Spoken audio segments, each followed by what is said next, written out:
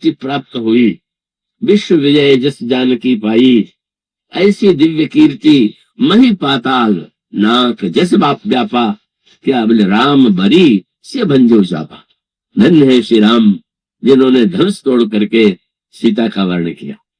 लेकिन धन्यता श्री राम की इसमें ही नहीं थी, धन्यता की परीक्षा तब हुई जब उसी के बाद परशुराम जी आ गए। ये परशुराम जी के समक्ष श्री राम की वास्तविक परीक्षा है। पर भीष्म और श्री राम का अंतर भी तो यही है। क्या है? परशुराम जी ने जिन शब्दों का प्रयोग श्री राम के लिए किया, तो उस तरह के शब्द तो उन्होंने भीष्म के लिए कही नहीं। लेकिन अंतर क्या था? भीष्म ने कहा था आपको मुझ जैसा क्षत्रिय नहीं मिला होगा, और जब भगवान श्री राम से परशुराम जी ने कहा कि तुम मेरा परिचय समझ लो, मैं स्पष्ट भाषी हूं, क्या बाल ब्रह्मचारी, मानो व्यंग था श्री राम पर। तुम मेरी बराबरी कर रहे हो, विवाह के लिए चले आए हो धनुष तोड़ने, देखो मैं हूं राम जो ब्रह्मचारी जिसने विवाह नहीं किया। मानो वे समझ नहीं पाए कि भगवान श्री राम क्यों आए हैं।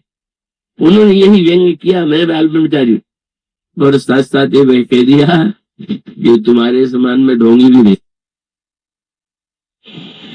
जब लक्ष्मण जी परशुराम जी की बातों का ऐसा उत्तर देने लगे तो लोग डर के मारे कांपने लगे कि अब क्या होगा।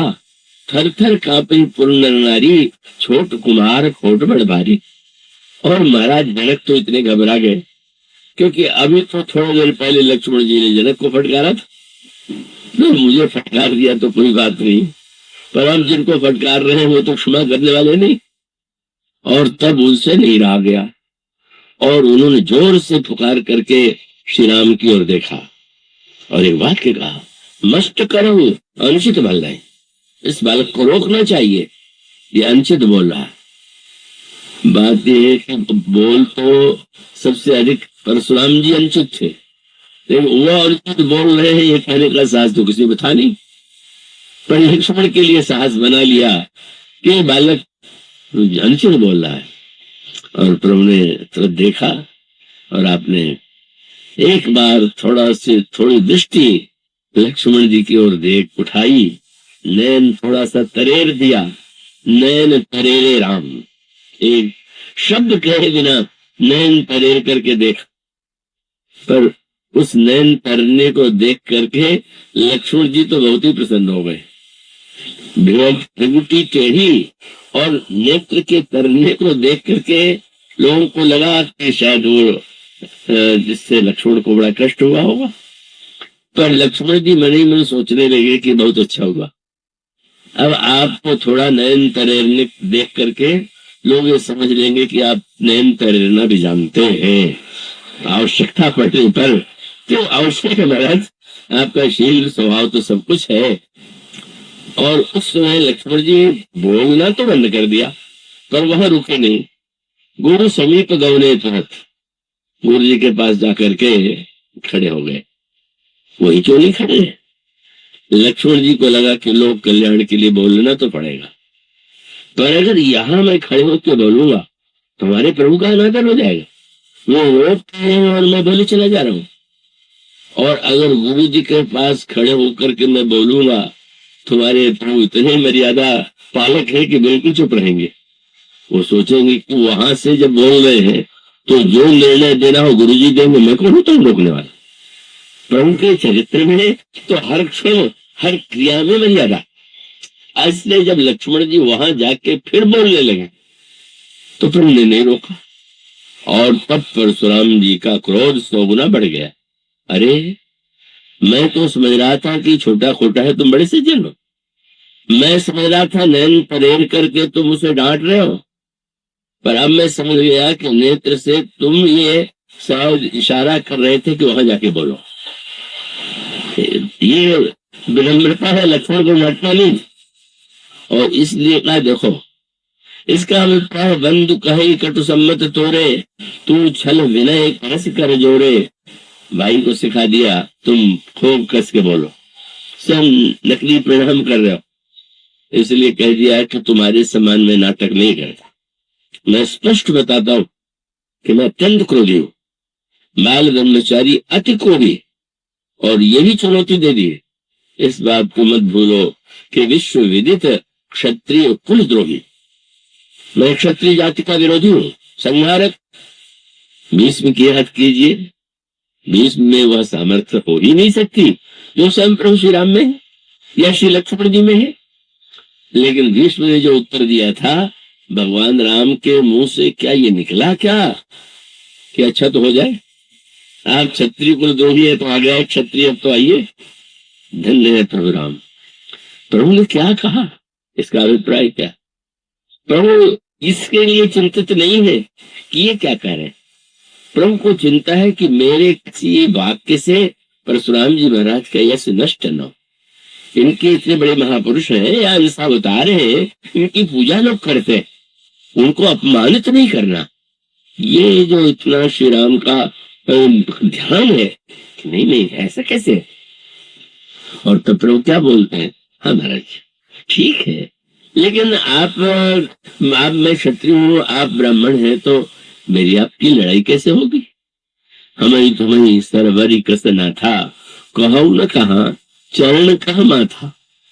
मैं तो क्षत्रिय के रहते सदा से ब्राह्मणों को प्रणाम करता रहा हूं, आपके चरणों में मेरा प्रणाम है।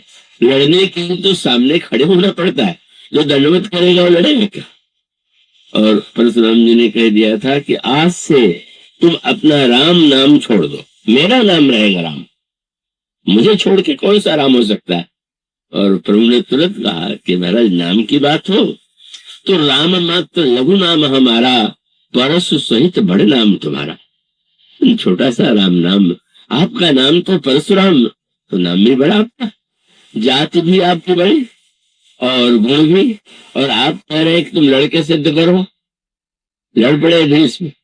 पर परशुराम जी ने श्री राम से कहा करो पर तो मोर संग्रामा, जरा उठाओ शस्त्र युद्ध करो। भगवान राम ने कहा महाराज युद्ध करने से क्या होगा, युद्ध करने के बाद निश्चय हो जाएगा कि कौन विजेता है। और प्रभु के श्रीमुख से क्या वाक्य निकला, सब प्रकार हम तुम सनहारे, क्षमा अपराध हमारे। महाराज जब पहले हार स्वीकार कर लेता हूँ तो हर तरह से आपसे हारा हूं। क्यों कहा प्रभु ने, असमर्थ व्यक्ति गिड़ाए तो स्वाभाविक, लेकिन सर्वसमर्थ सर्वशक्तिमान होते हुए भी जिनको अपने यश की चिंता नहीं है, वो तो विश्व विजय जिस जानकी पाई।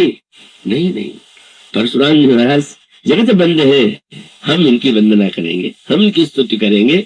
यह जो एक नया दर्शन है जो प्रभु के चरित्र को छोड़ करके और कहीं नहीं, ये दूसरों को सदा जो है वो तो दासों को भी बड़प्पन देते हैं, संतत दासन देव बढ़ाई, दास को बड़ा बनाते हैं। ये परशुराम जी महाराज तो पूज्य है और प्रभु किसी तरह से युद्ध नहीं करते, नहीं लड़ते, निरंतर उनके चरणों में ही प्रणाम करते हैं।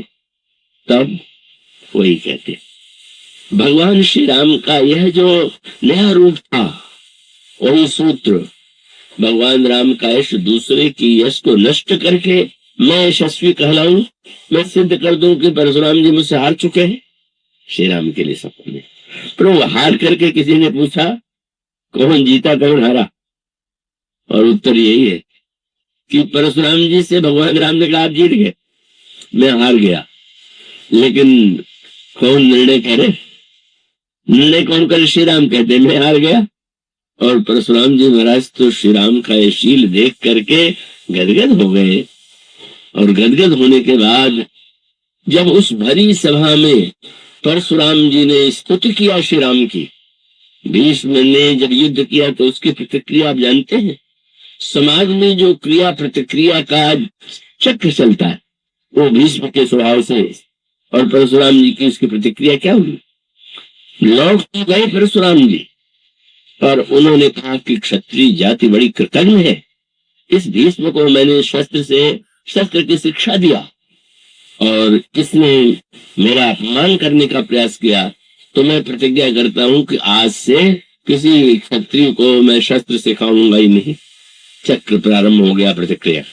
महाभारत माने जहाँ क्रिया प्रतिक्रिया। अगर आप ईंट चलाएंगे तो मैं पत्थर चलाऊंगा, आप पत्थर चलाएंगे तो मैं और भयानक प्रहार करूंगा। इसलिए अंतर यही था कि श्री राम प्रतिक्रिया उत्पन्न नहीं करते, प्रतिक्रिया को विराम देते।